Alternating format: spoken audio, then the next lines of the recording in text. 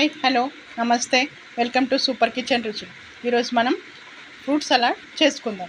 Fruit సలాడ్కు నేనైతే 1/2 litre పాలు తీసుకొని కాగబెట్టుకుంటున్నా. ఒక బౌల్లో పోసుకుందాం.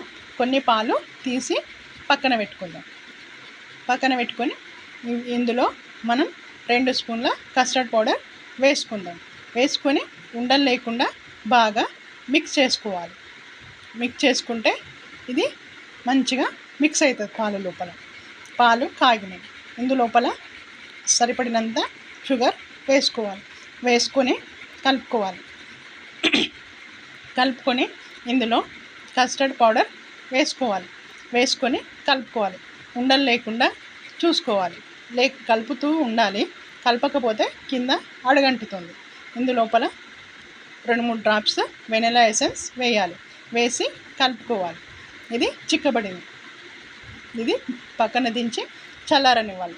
చల్లారిన తర్వాత ఇందులో మనం తగినన్ని ఫ్రూట్స్ వేసుకోవాలి. నేనైతే యాపిల్, గ్రేప్స్, బనానా, పోమీగ్రానేట్ వేసుకున్నాను. ఇందులో వేసుకొని బాగా మిక్స్ చేయాలి. ఇందులో నేను సపోటా చూపించడం మర్చిపోయినా. సపోటా వేశాను. ఇప్పుడు మిక్స్ చేసుకొని ఇప్పుడు ఒక బౌల్లోకి తీసుకుందాం. Fruit salad ready. Fruit salad మనం ఫ్రిడ్జ్లో పెట్టుకొని కూడా సర్వ్ చేసుకోవాలి. చల్లగా ఉంటుంది.